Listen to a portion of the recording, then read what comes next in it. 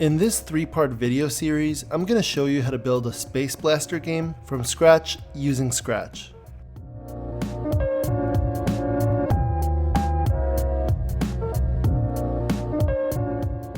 When a human player clicks on the green flag to start the game, they will be in control of a broom using the left and right arrow keys and able to fire basketballs using the space key.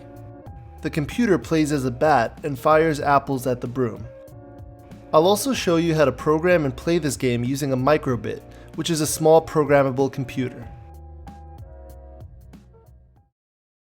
In terms of sprites, I'm going to need a broom, a basketball, a bat, an apple, and another sprite that I'm going to draw myself with the winners as costumes. I'll also rename the costumes in this sprite as Bat Wins and Broom Wins. For now, let's hide all of the sprites except for the broom and the bat. And let's get rid of the cat by clicking the little blue X in the sprite area. Let's think about some functionality to add. I want to be able to move the broom left and right using the arrow keys. So let's go into events and bring in 2 arrow key events. When the left arrow key is pressed and when the right arrow key is pressed. And to get the broom moving, we go into motion and we can change its X coordinate. So when we press the left arrow key, let's change X by, let's say -15. And when the right arrow key is pressed, let's change X by +15. So now I'm testing it out by clicking on the arrow keys. And you can see that the broom is way too big, but it does seem to be working. I'm also noticing that when I hit the left arrow key, the broom doesn't appear to be facing in the correct direction, left. So to fix that, let's go into the costumes area. Let's duplicate the costume facing right. And all we have to do is make sure that we highlight everything and flip it horizontally. And now we have the broom facing left.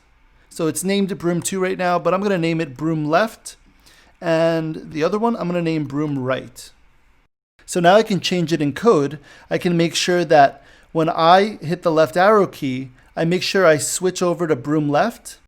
And when the right arrow key is pressed, I switch over to Broom Right. And let's test this out. Perfect. Let's say I hit the edge. And I'm noticing that my broom goes pretty far off the edge. So I want to make sure that it can't do that. There's a couple of ways I can solve this problem.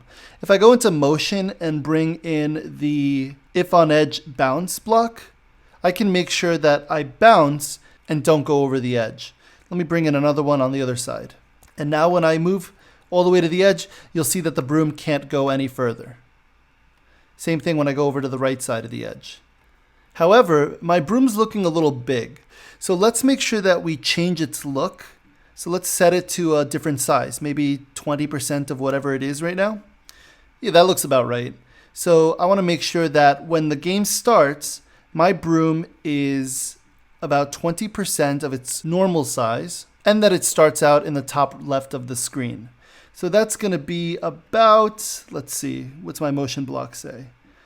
So that's going to be about -220, 165, let's say. I think we can go a little bit higher. Actually, maybe -215 on the x-axis. We also want to make sure that when the game starts, we are facing to the right. So now that we've kind of coded the main functionality of the broom, I want to focus on the bat for just a second. At the start of the game, I want my bat to start at the bottom right of the stage.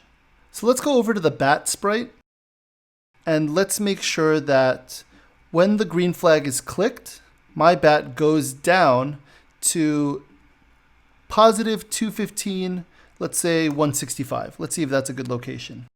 Nope, that's in the top right of the screen. So we have to change the y-axis. We have to make sure it's at -165.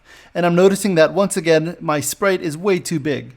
So let's go over to looks and let's make sure that we change its size to, let's say, about 20% of its original size.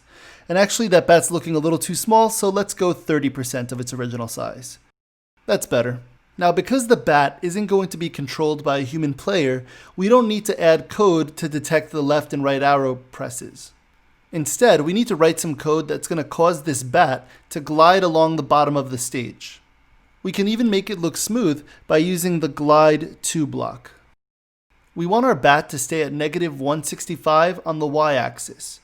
So in order to have it move, we just have to change the x-axis value. Using the random number generator, we can pick a value between -215 and +215.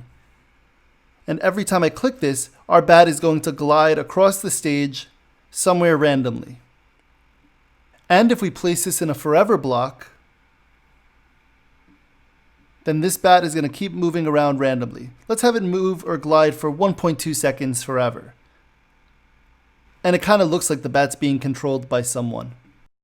If I connect this forever block to the when green flag is clicked block, now when I start my game, I can control my broom and the bat is going to be moving around randomly.